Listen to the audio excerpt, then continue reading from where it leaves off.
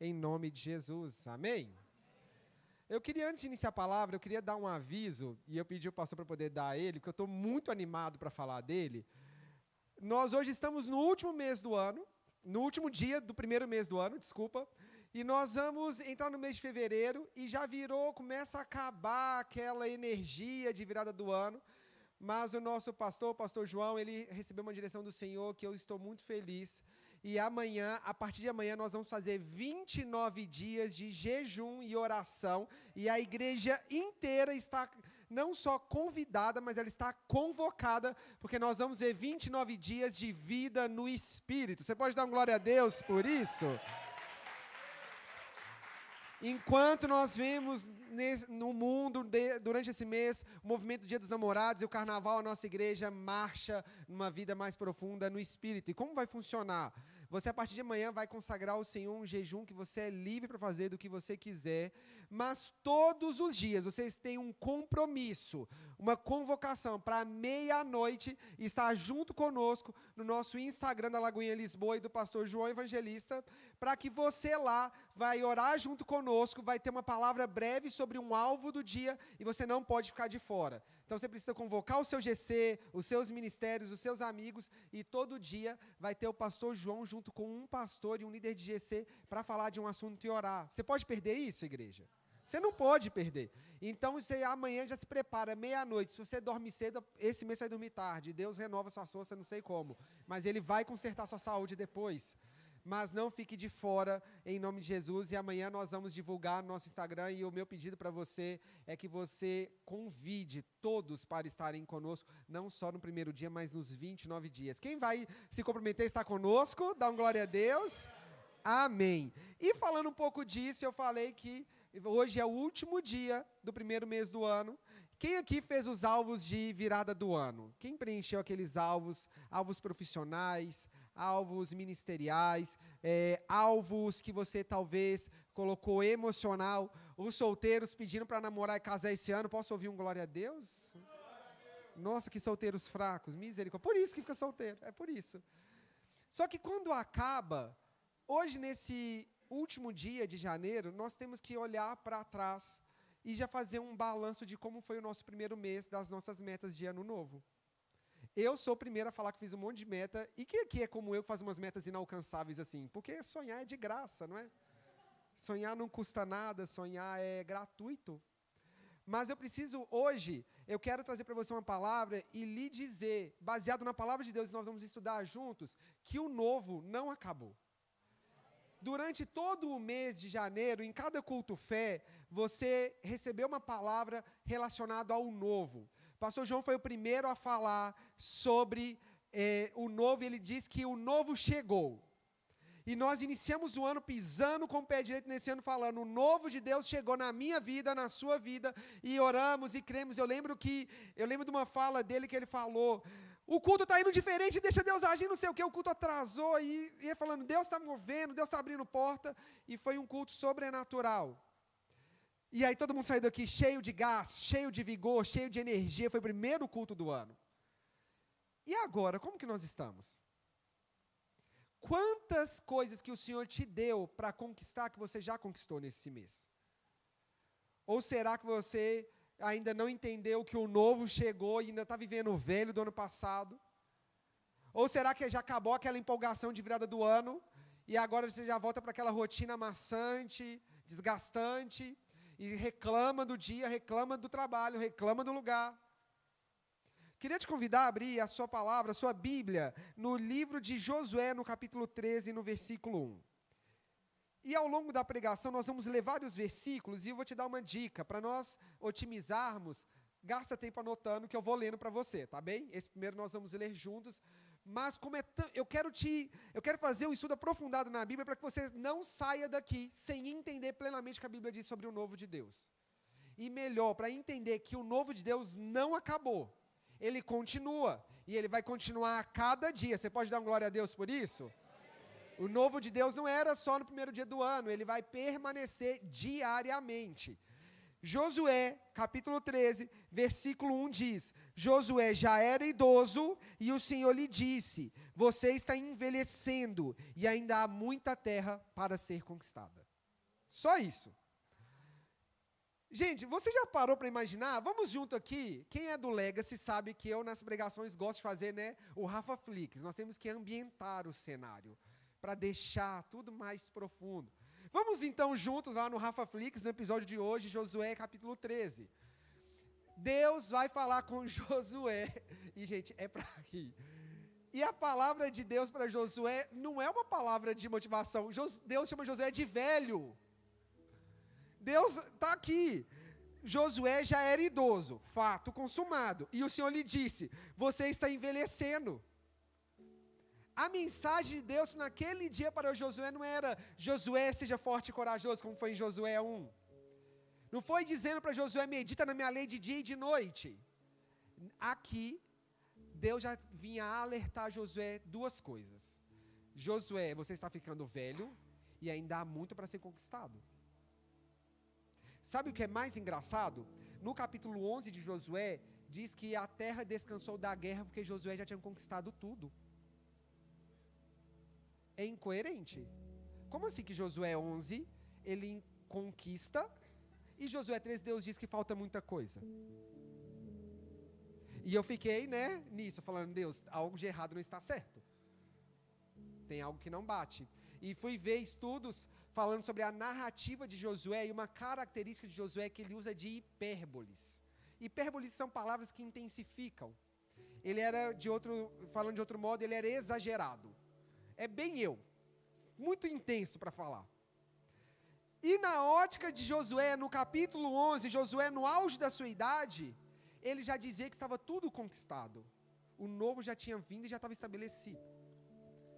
Mas nos planos de Deus, quando Deus, antes de Josué, já tinha dito para Moisés que ele ia levar o povo para uma terra que mana leite e mel, Deus já tinha delimitado o território geograficamente, e Deus veio alertar Josué que não tinha acabado o novo.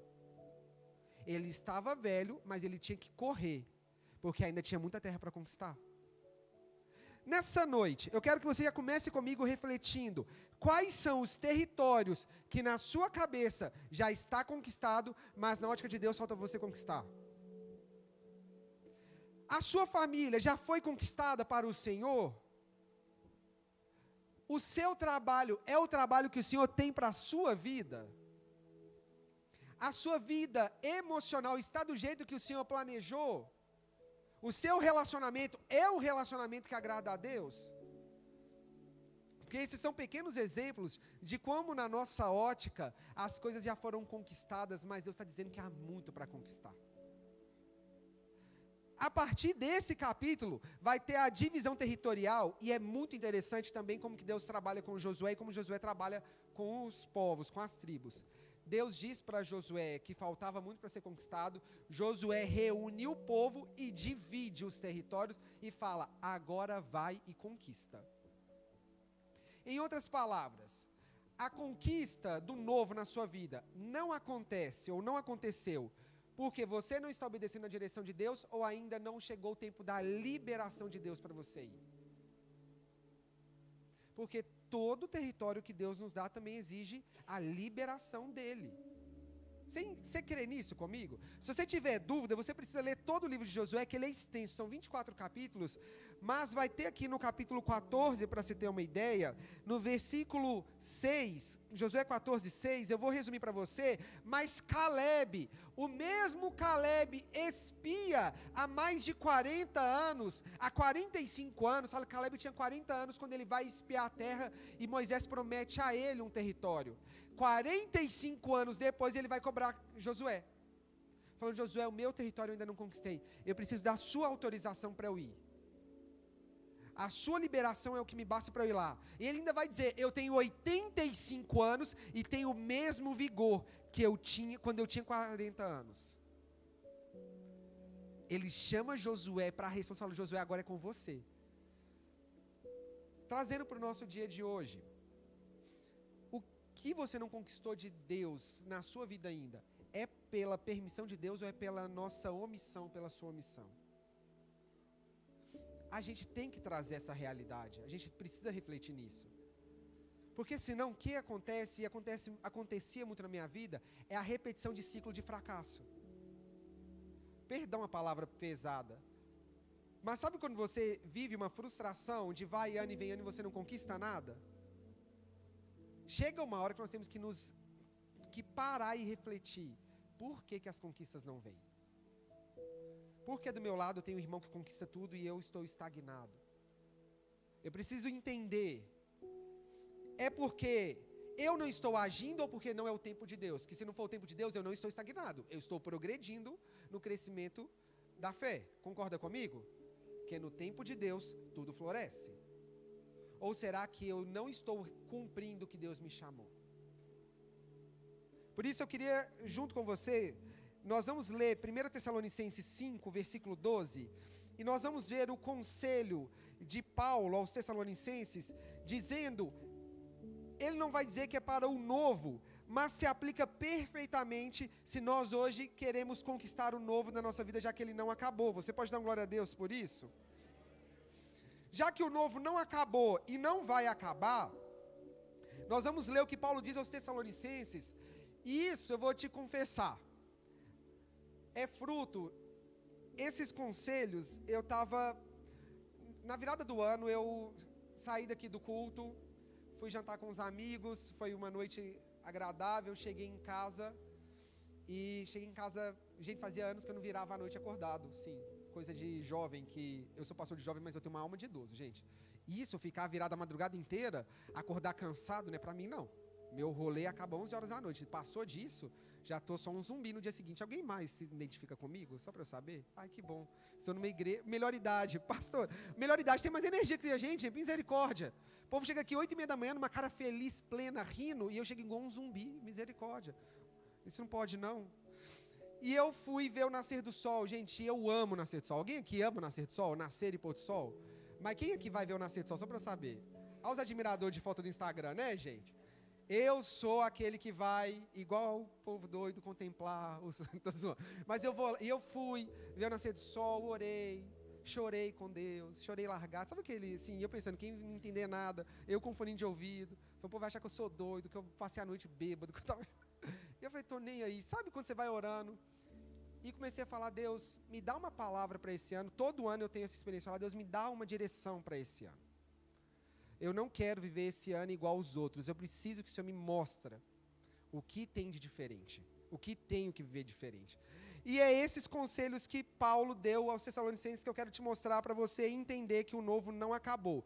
Melhor dizendo, nós vamos aprender dicas simples de como nós vamos continuar vivendo o novo, na minha e na sua vida. Você pode crer nisso e dar glória a Deus? Se você ainda não está vivendo o novo hoje, é o dia na sua vida. Se você não vê hoje, amanhã se renova a misericórdia do Senhor na sua vida. Mas nós não vamos mais desperdiçar o nosso tempo que Deus nos deu. Amém? 1 Tessalonicenses, capítulo 5, versículo 12, diz assim.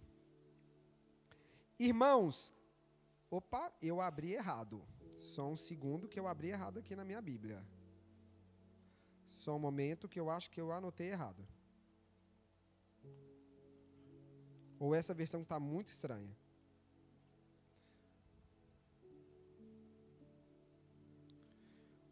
Ok, está certo sim. Vamos lá. Irmãos, honrem seus líderes na obra do Senhor. Eles trabalham arduamente entre vocês e lhes dão orientações. Tenham grande respeito e amor sincero por eles, por causa do trabalho que realizam, e vivam em paz uns com os outros. Irmãos, pedimos que advirtam os indisciplinados, encorajem os desanimados, ajudem os fracos, sejam pacientes com todos. Cuidem que ninguém retribua o mal com o mal, mas procurem sempre fazer o bem uns aos outros e a todos. Estejam sempre alegres. Nunca deixem de orar. Sejam gratos em todas as circunstâncias, pois essa é a vontade de Deus para vocês em Cristo Jesus. E não apaguem o Espírito. Vamos parar aqui. Aqui está chegando no fim da carta de Paulo aos Tessalonicenses, da primeira carta dele, e ele começa a dar conselhos finais para a igreja. E isso é uma característica muito comum de Paulo, de terminar com as advertências finais. E eu li vários conselhos que valia a pena você reler diariamente, mas vamos a partir do versículo 16, que vai dizer o primeiro conselho, a primeira forma para nós continuarmos vivendo o novo, já que ele não acabou, estejam sempre alegres. E isso é um dos maiores desafios, pelo menos na minha vida. Gente, eu sou um bom melancólico, então eu sou muito intenso pelas emoções. Se eu estou triste, eu estou muito triste. Se eu estou nervoso, eu estou muito nervoso. Eu estou nervoso com nada, sabe assim? Sabe o nervosismo aleatório, nada a ver? Que logo passa. Só que quantas vezes a nossa emoção desequilibrada ou descontrolada não nos impede de viver o novo de Deus? Dá para viver o novo de Deus agindo com a mesma emoção de criança? Dá para viver o novo de Deus batendo o pé, embirrado e emburrado, com o bico na cara? Eu não quero. Nada contra o Kids, mas isso é a idade das crianças fazerem. Nós somos adultos, você pode dar uma glória a Deus por isso? E adulto precisa se portar como adulto. Você pode ficar triste, é o seu direito ficar triste. Não disfarce a tristeza. Mas se esforce diariamente para escolher a alegria. Se for inevitável a tristeza, viva ela. Não mascare as suas emoções. Mas sempre que for possível, escolha a alegria. Escolha rir da vida. Eu te falo com experiência, a cada buraco que eu cavei, a cada tristeza que eu vivi, quantas vezes eu desperdicei energia com tristeza. Às vezes a coisa é boba. Querido, entenda que a alegria que Deus te deu é sua, então não deixa ninguém roubar ela de você. Alguns versículos que diz sobre a alegria, João 15:11, então anota aí, João 15:11 diz: tenho-lhes dito essas coisas para que a minha alegria esteja em vocês, e a alegria de vocês seja completa. Jesus está falando que ele estava dizendo todas essas coisas do capítulo 15, para que a alegria dele, de Jesus, estivesse em cada um de nós, e aí a nossa alegria seria completa. E entenda outra coisa, já que nós vamos escolher a alegria, a única alegria que nos completa é a que Jesus tem para nos dar. E essa alegria que Jesus tem para nós, ela é um pouco diferente. Ela nos faz, a Bíblia dizer, alegrem nas tribulações. Quem que fica alegre na luta, gente? Quem fica alegre com problema? Estou rindo porque está dando tudo errado. Uhul! Mas é basicamente. Lembrando que a alegria não tem só a ver com rir. Mantenha o seu espírito inabalável. Guarda ele. Quando você vê que está difícil, Jesus, a sua palavra diz que a minha alegria seria completa com a sua alegria, então me dá dela nessa hora. Eu preciso beber dela. Querido, só um parênteses, eu não estou em momento nenhum dizendo que você que não tem algum desafio, precisa de algum acompanhamento médico ou psicológico, não estou dizendo que você, isso é pecador, nada disso. Tá bem? Para também não parecer que a nossa igreja, graças a Deus, a nossa igreja tem gabinete psicológico, graças a Deus a nossa igreja valoriza o cuidado da mente e das emoções. Mas nós precisamos lutar com todas as forças para escolher a alegria. Porque se a tristeza vier e a gente não conseguir vencê-la, nós lutamos até o fim pela alegria. Você pode dar uma glória a Deus por isso? Filipenses 4:4 também diz: alegrem-se sempre no Senhor. Outra vez digo, alegrem-se. Paulo diz, alegrem no Senhor, e ele volta a dizer, digo de novo, alegrem-se, como se isso fosse uma intensidade, intensificando que é realmente necessário alegrar-se no Senhor. O versículo seguinte de 1 Tessalonicenses vai dizer no versículo 17, nunca deixem de orar. Orem sem cessar. E parece bobeira, mas em pleno 2024 nós precisamos lembrar a igreja da importância da oração. Porque nós temos vivido e visto um momento muito triste nas igrejas de forma geral, que são igrejas mecanizadas e naturais. Aprenderam a conquistar muito bem com o esforço do trabalho, mas esqueceram que tudo nasce do lugar da oração.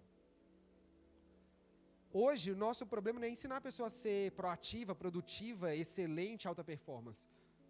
O nosso desafio hoje, como pastores, é ensinar que tudo isso tem que estar abaixo da oração.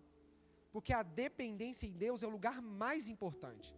Porque é de lá que o Senhor levanta o necessitado. É lá que o Senhor pega um José que foi jogado dentro do poço e foi virar preso e faz ele virar governador. Parece que isso não era preciso ser falado, mas precisa. Paulo alertou isso há mais de 2000 anos e precisamos alertar a mesma coisa. Nós precisamos orar sempre. E eu dei um exemplo há uns anos no Relevantes, na época, nem era Legacy, e eu lembro de uma coisa que, quem conhece a Doquinha da Melhor Idade, essa senhora me encanta.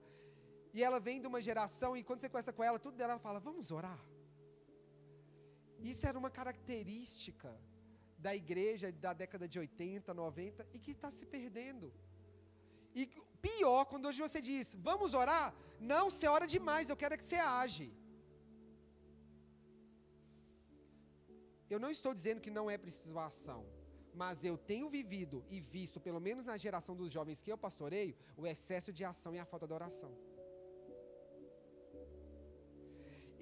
E a Bíblia vai dizer, Mateus 7, 9, ou quem de vocês, se o filho pedir pão, não lhes dará uma pedra? Ou se pedir peixe, lhe dará uma cobra? Ora, se vocês que são maus sabem dar boas coisas aos seus filhos, quanto mais o Pai de vocês, que está nos céus, dará coisas boas aos que lhe pedirem. Efésios 6, 18 diz, orem em todo tempo no Espírito, com todo tipo de oração e súplica, e para isto vigiem com toda perseverança e súplica por todos os santos.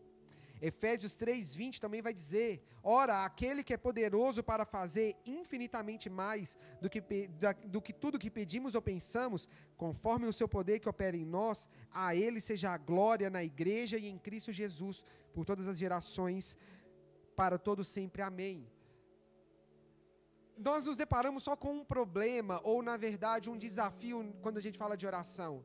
Eu li com vocês que Jesus vai dizer que se nós que somos maus sabemos dar boas coisas aos nossos filhos, quanto mais o nosso Pai que está nos céus não nos dará não nos dará o que pedimos. Mas eu não sei você, mas várias vezes eu já pedi coisas a Deus que eu não recebi. Alguém já viveu isso? E isso pode ser um impeditivo de você entender a dinâmica da oração.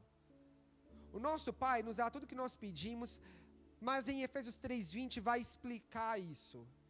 Ele nos dá infinitamente mais do que pedimos ou pensamos. Se nós entendemos que Ele dá muito mais do que pedimos ou pensamos, se Ele não me deu o que eu pedi, é que o que Ele vai me dar é melhor, é mais do que eu pedi. Quem é o pai que é negligente e irresponsável que dá para o filho tudo o que quer? Vai gerar um monstro na sociedade. Esses meninos pirracento, desobediente, porque o pai não entende a hora de dar não. O nosso Pai que está no céu também sabe dar não, mas porque Ele está preparando o sim, que é muito melhor. O não de Deus não anula a nossa oração, pelo contrário, mostra que a oração tem poder, que nos gera o que eu li, a perseverança na oração. Se Deus não te der o que você pediu, não desanima, tem algo melhor. Filipenses 4:6 dizem, não fiquem preocupados com coisa alguma, mas em tudo estejam conhecidos diante de Deus os pedidos de vocês, pela oração e pela súplica, com ações de graça. Então Paulo vai dizer para os filipenses que não preocupem, ao invés disso, deixa Deus conhecer aquilo que você precisa através das orações. Mas Deus já não sabe tudo o que eu preciso? Deus não é onisciente? Nós não cremos nisso, que Deus sabe de tudo? Então por que eu tenho que falar com Ele? Porque Paulo vai dizer no início do versículo, para não ficar preocupado com coisa alguma. A preocupação, e eu te falo com experiência, revela falta de oração.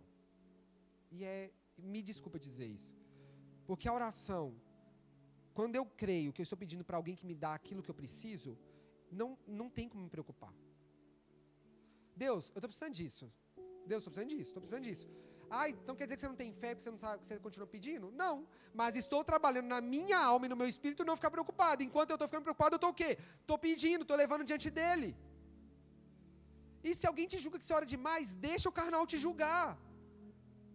Temos que parar de preocupar se o outro está julgando, está falando.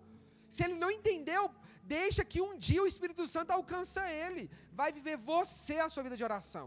E para também de querer seu irmão, que se ora 1 hora, se ora 3, ele é pecador, que ele ora só 1 hora.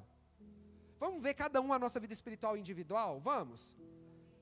O tempo de gastar julgando, vamos gastar orando? E ora pelo irmão ao invés de você julgar, inclusive. Terceiro conselho, vai estar logo em seguida, versículo 17, versículo 18, desculpa. Sejam gratos em todas as circunstâncias, pois essa é a vontade de Deus para vocês em Cristo Jesus. E é aqui que derruba uma galera, inclusive eu, tá? Lembra que eu estou te falando que isso é fruto de uma reflexão, de muito choro lá, 6 horas da manhã, eu chorando igual um bêbado na rua? Querido, eu, no início da pregação, eu te falei, será que, tem 2 hipóteses, e eu fiz de propósito, porque às vezes a gente é muito pessimista.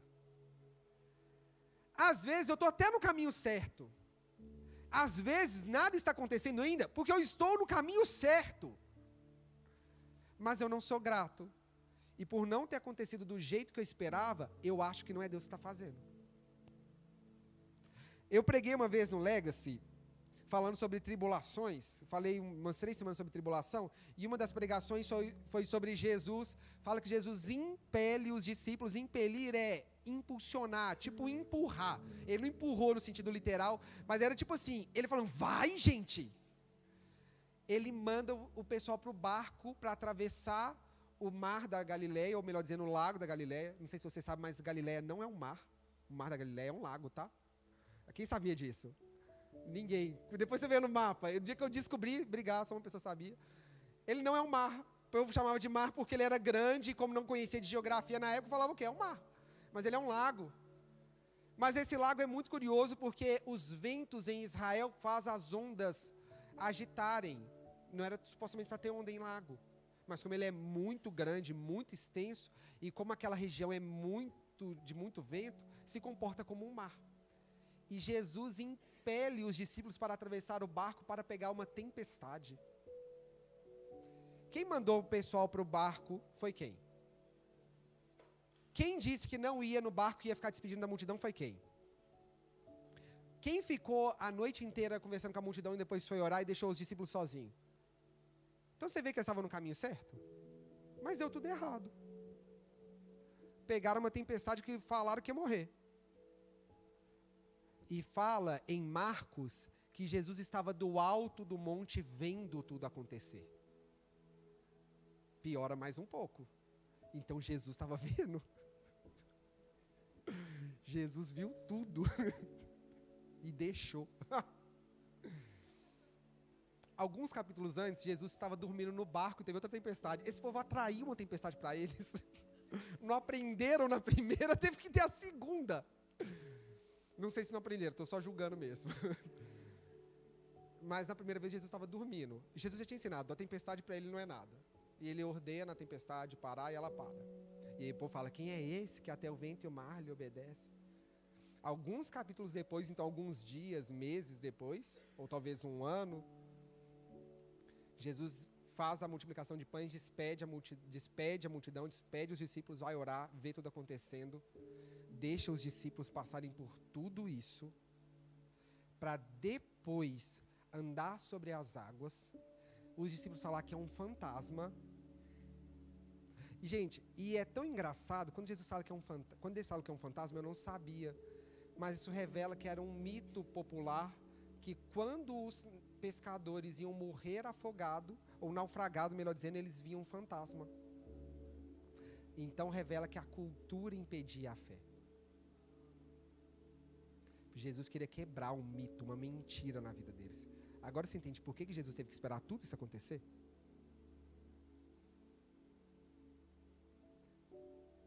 Os discípulos, será que naquela hora eles estavam sendo gratos pela tempestade ou estavam reclamando? Não é só que estava reclamando, que eles gritam, vamos morrer, tem fantasma. E Jesus chama Pedro para andar sobre as águas, Pedro afoga, Jesus puxa ele e fala que homem de pequena fé e ordena que a tempestade para e tudo para. Eu quero te ensinar, querido, nessa noite, seja no dia da alegria ou na tristeza mais profunda da sua vida, seja grato. Se você está vivendo no centro da vontade de Deus, seja grato. Porque se você estiver na tempestade, Ele está lá. Salmo 50, 23 diz: aquele que me oferece sacrifício de ações de graças, esse me glorificará. E ao que prepara o seu caminho, farei com que veja a salvação de Deus. Ações de graça é uma outra expressão na Bíblia para gratidão. E fala aquele que me oferece sacrifício de gratidão. A gratidão nem sempre vai vir com o coração alegre. Às vezes ela vai ser em forma de sacrifício. Às vezes vai te custar tudo que você tem. Você vai ter que respirar muito fundo e falar: obrigado, Deus. Uma outra palavra para sacrifício, Efésios 5, 19, vai dizer: falando entre vocês com hinos, cânticos, Hebreus 13, 15 vai dizer: por meio de Jesus, pois ofereçamos sempre sacrifício de louvor. É uma outra forma de ser grato, você concorda comigo? Louvar a Deus na tribulação, na tempestade. Quando a gente está feliz é muito fácil louvar a Deus. E agora, quando está doendo, você perdeu tudo, você vai cantar: Deus, o Senhor é tudo que eu tenho, será que dá para cantar mesmo? E a palavra vai dizer que isso é um sacrifício. Sacrifício é aquilo que custa. Efésios 5,19 diz: falando entre vocês com salmos, hinos e cânticos espirituais, cantando e louvando com o coração ao Senhor, dando sempre graças por tudo a nosso Deus e Pai, em nome do nosso Senhor Jesus Cristo. O próximo, versículo 19, vai dizer: não apaguem ou não extinguam o Espírito. Não extinguam o Espírito. Lembra que eu falei da oração? Se a oração está difícil de ser vivida, o Espírito Santo, aí está um assunto complicado. Se nós não conseguimos desenvolver sequer a oração, como vamos desenvolver a confiança no Espírito Santo? Paulo usa uma palavra muito pesada. Ele não vai dizer assim: não esqueçam do Espírito, não ignorem o Espírito. Ele vai dizer enfaticamente: não apaguem o Espírito. E apagar é um ato voluntário de se fazer. Seja sufocando. Estava semana conversando com a Priscila, a gente estava falando de incêndio. Quando alguém está pegando fogo, uma das técnicas é pegar uma manta e cobrir, porque o fogo precisa de oxigênio. Então você pode sufocar o fogo, você pode jogar água para apagar o fogo, você pode não colocar lenha para que o fogo continue queimando. E é nesse sentido que Paulo vai fazer a analogia. Como anda o Espírito de Deus na sua vida? Ele está ardendo, ele já apagou há tempos. É o Espírito que dirige a sua vida? A Bíblia diz que as coisas espirituais se discernem no Espírito. Então, será que você está conseguindo discernir as coisas espirituais ou está tentando ir no natural e entender o que é espiritual? Se todas as coisas nasceram de um Deus que é Espírito, então tudo nasce do Espírito. João 4 vai dizer que Deus é Espírito. Então, você está na mesma sintonia, ou você está tentando entender um Deus que é Espírito na sua ou na minha, na nossa carnalidade?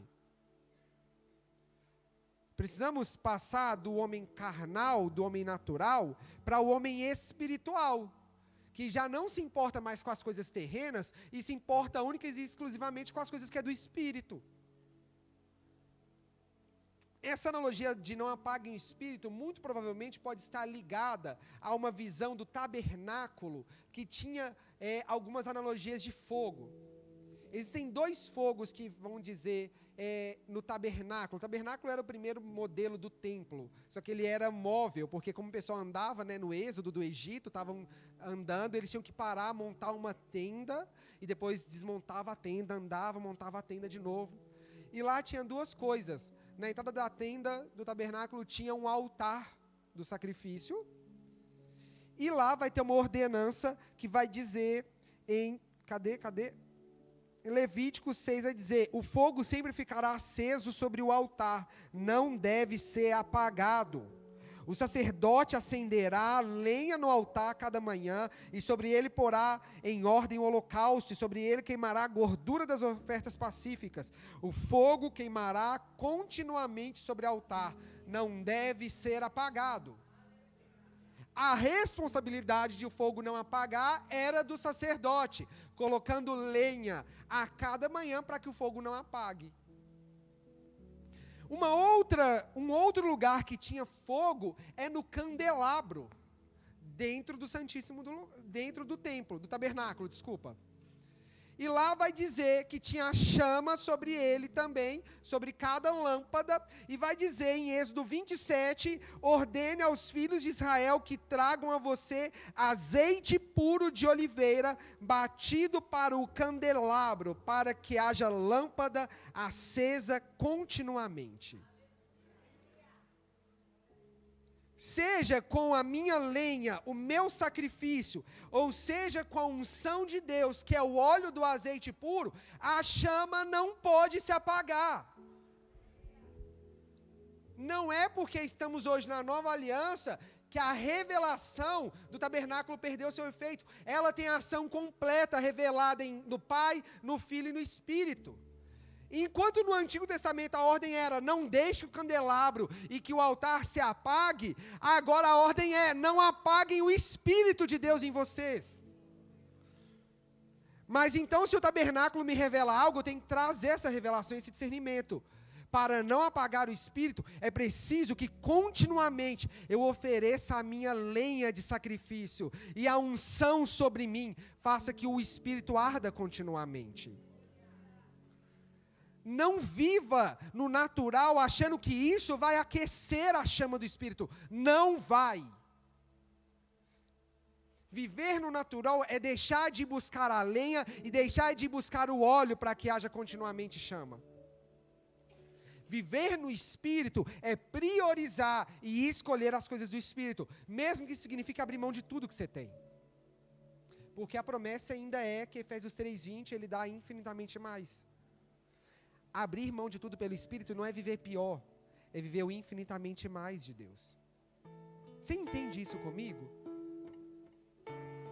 Então não podemos mais desperdiçar tempo sendo carnais, vamos gastar tempo discernindo as coisas do Espírito, vivendo no Espírito, clamando pelo Espírito, andando no Espírito. E atenção, isso não é te dizer que você tem que ter um traço pentecostal, um traço reformado, um traço presbiteriano, um traço batista. Quer dizer andar no Espírito. Seja na sua forma mais singela e discreta. Você não pode também ser julgado se você tem um grande espetáculo para o Espírito ou não. Mas não limite o Espírito na sua vida. Não limite o que ele vai fazer. E último, e não menos importante, com certeza, talvez seja o encerramento disso tudo, chama-se perseverança. E essa palavra foi a palavra que ecoou quando eu tive aquele devocional com Deus. Não está aqui, mas eu queria falar um pouquinho com você sobre perseverança.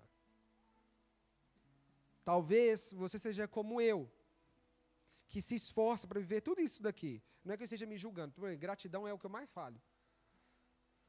Mas talvez você até se esforce para ser uma pessoa que está sempre alegre. Tem um povo que chega na igreja e fala, você está, cara de péssimo, assim, abatido. Você está bem? Estou ótimo, uhul! Daqui a pouco você sabe que não está bem, mas está escolhendo ser alegre. E é um povo de oração. Talvez você é aquela pessoa que ora sem cessar, e glória a Deus. Talvez você seja até melhor que eu, melhor que muitos de nós aqui, sendo grato. Sabe aquele povo que é grato pelas pequenas coisas da vida? Quebrei o pé, ai, obrigado Deus que eu não quebrei o outro. E, gente, eu quero chegar nesse nível. De no meio da tragédia falar, podia ser pior, obrigado Deus que não foi pior. A gente quer chegar nesse nível de gratidão. Eu ainda estou com dificuldade de ser as coisas boas. Talvez você já é aquela pessoa que anda no Espírito, já não gasta mais tempo com as coisas carnais, já abriu mão de tudo. Mas aí chega na perseverança, no ato de não desistir, que você falha. E eu não sei você, mas eu posso falar por mim. Quantas vezes eu abortei planos de Deus na minha vida pela desistência? E dói lembrar desses sonhos. Dói lembrar de cada sonho que a gente tentou uma vez e deu errado. Dói lembrar de quando você fez tudo para dar certo e não deu certo. E esbarra numa ferida da alma. esbarra numa dor que já existia e só libera um monte de trauma e traz à luz a pior versão de você e de mim. E aí a melhor escolha é desistir. Porque doer já é difícil a derrota. E além da derrota ter que lembrar de tudo que você já viveu. Mas a Bíblia diz que nós não somos os que retrocedem. A palavra de Deus vai dizer também em Colossenses 1, versículo 11, o seguinte: assim vocês serão fortalecidos com todo o poder, segundo a força da sua glória, em toda perseverança e paciência, com alegria, dando graças ao Pai, que os capacitou para participar da herança dos santos na luz. E aqui, só nesse versículo, fala quase tudo que a gente já falou. Diz que nós vamos ser fortalecidos com todo o poder. Então você entende como que a palavra diz que em nós já tem toda a força que é necessária por causa do poder que está em nós? O poder de Deus? Você não entendeu isso? Assim vocês serão fortalecidos com todo o poder, segundo a força da sua glória. Em outras palavras, a força não é sua, é a glória de Deus que te fortaleceu. Então Deus está dizendo, da minha parte, eu já estou te dando toda a força necessária. Da minha parte, Deus diz, estou colocando em você tudo necessário pela minha glória. E continua dizendo, em toda perseverança e paciência. Então a força dele não quer dizer que ela anula dois fatores, perseverança e paciência. O não de hoje não quer dizer o fim. Quando você lê a história do povo de Israel, quantas derrotas nós vimos porque não agiram pelo Espírito, mas nem aquela derrota definia o fim do povo de Israel, porque Deus tinha a vitória preparada. E ele vai continuar dizendo, com alegria, lembra da alegria? Então a perseverança e a paciência ela vai ser regada diariamente com a alegria. E ela também vai ser regada com a gratidão, dando graças ao Pai, que nos capacitou. Eu queria te convidar a se colocar de pé no seu lugar para nós orarmos juntos.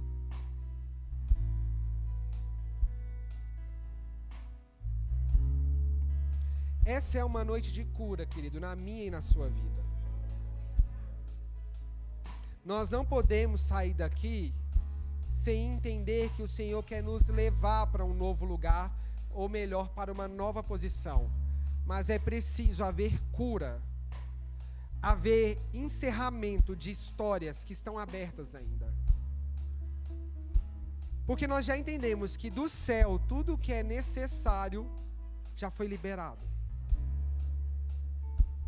Agora é nossa a resposta a Deus. Queria te convidar a fechar os seus olhos.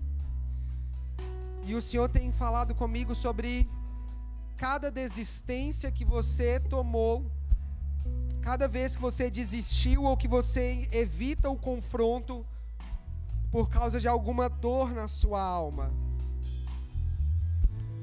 E eu queria te convidar que todos nós colocássemos as mãos sobre o nosso coração e nós vamos orar por cura de Deus nessa noite. E eu queria te pedir que aí você, no seu lugar, começasse a orar falando, Deus, me cura, porque eu sei que o novo não acabou. Eu sei que o novo vai continuar. Mas existem dores em mim que me impedem de viver o novo. E começa a falar com Deus, dá nome a essas dores, porque Ele já sabe, mas a Bíblia me diz que para eu não estar preocupado, eu tenho que apresentar a Ele, com as minhas orações, tudo o que eu preciso. Então começa a dizer para Deus, fala com Deus, cada coisa que você viveu, que tem te dado dor, que tem te feito chorar, que tem feito você sofrer. Se você também, durante a pregação, viu outras áreas da sua vida que você está negligenciando, seja na alegria, na gratidão, na perseverança, na oração, seja no direcionar do Espírito. Comece a orar do seu lugar falando: Deus, eu não quero mais ser assim, eu preciso viver uma nova história, eu preciso, Deus, eu quero viver. Mesmo que isso gaste tempo, mesmo que o meu barco vá para o meio da tempestade, mesmo que o Senhor me mande, eu sei que o Senhor está comigo e o Senhor não me abandona, e eu quero viver nesse lugar.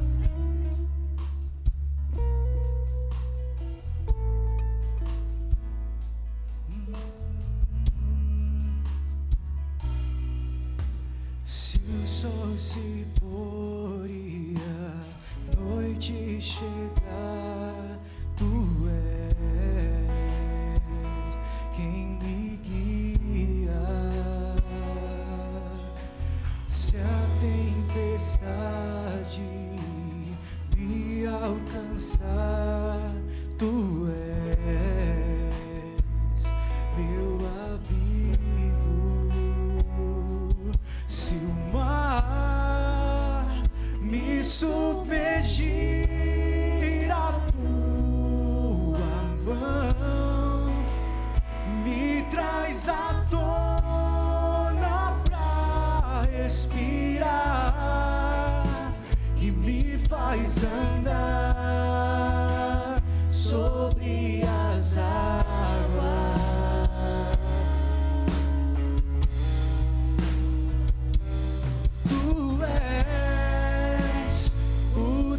Da minha salvação,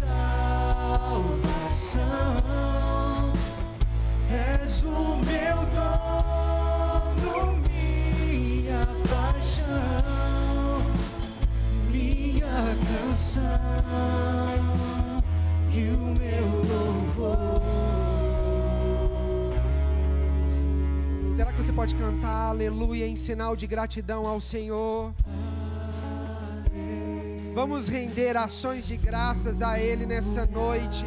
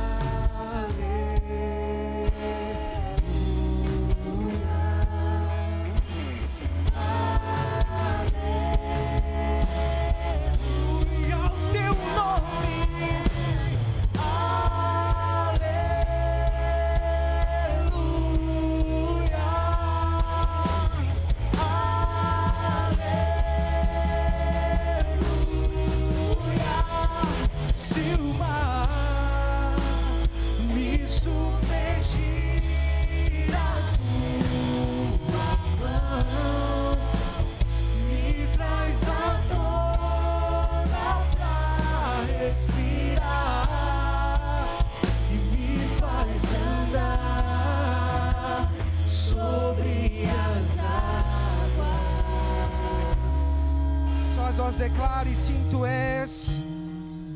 Tu és o Deus da minha salvação,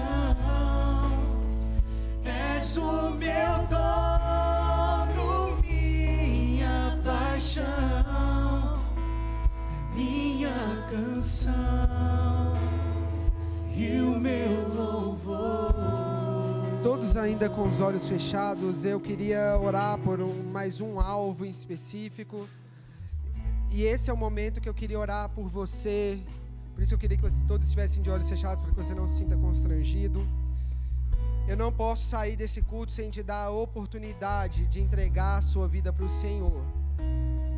Por isso, se existe alguém aqui nesse lugar que ainda não entregou a vida para Jesus, ou que entregou e saiu dos caminhos dele, e hoje quer retornar para a casa do Pai, para os braços do Senhor, eu queria que você levantasse sua mão bem alto, porque eu quero orar por você.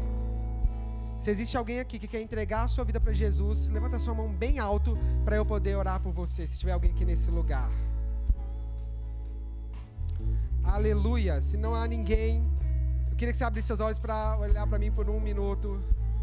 Querido, eu quero que você saia daqui entendendo que essa palavra não é uma palavra motivacional, que os dias vão ser melhores ou fáceis, ou que agora tudo vai ser um mar de rosas.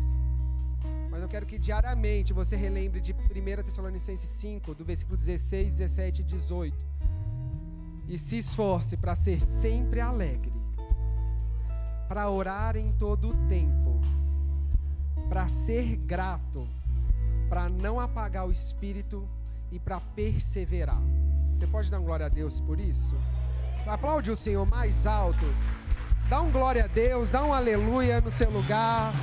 O Senhor é santo, Ele é poderoso. Me submergir a tua mão, me traz à tona pra respirar e me faz andar sobre as águas. Amém. Vamos orar para acabar esse culto. Lembrando que ele vai continuar no nosso Lagoinha Coffee. Você, depois que orar acabando, você que estiver aqui no templo, você não pode ir embora sem abraçar um irmão, sem cumprimentar ele, sem dar a paz ao Senhor, sem declarar um resto de semana abençoado. Em nome de Jesus, amém. Senhor, então, obrigado por esse culto. Nos guarda ao voltar para casa, nos livra de todo mal, nos protege. Que essa palavra arda em nosso coração, que o seu Espírito produza em nós todo fruto de mudança, toda transformação de mente, de emoção, de pensamento, de comportamento, em nome de Jesus. Nos guarda, Senhor. Nós já oramos abençoando o culto Legacy, abençoando o culto da melhor idade, o culto de domingo às 10 da manhã, às 19. Que tudo seja conforme a tua vontade, em nome de Jesus. Abençoe também aqueles que estão em casa participando online. Nós oramos para que eles tenham uma noite abençoada, em nome de Jesus. Amém? Aplaude o Senhor, que o Senhor te leve em paz. Você de casa, que privilégio ter você conosco. Queremos te receber pessoalmente em um dos nossos cultos. Então não deixe de vir cá nos visitar sexta e domingo. Que o Senhor te abençoe em nome de Jesus.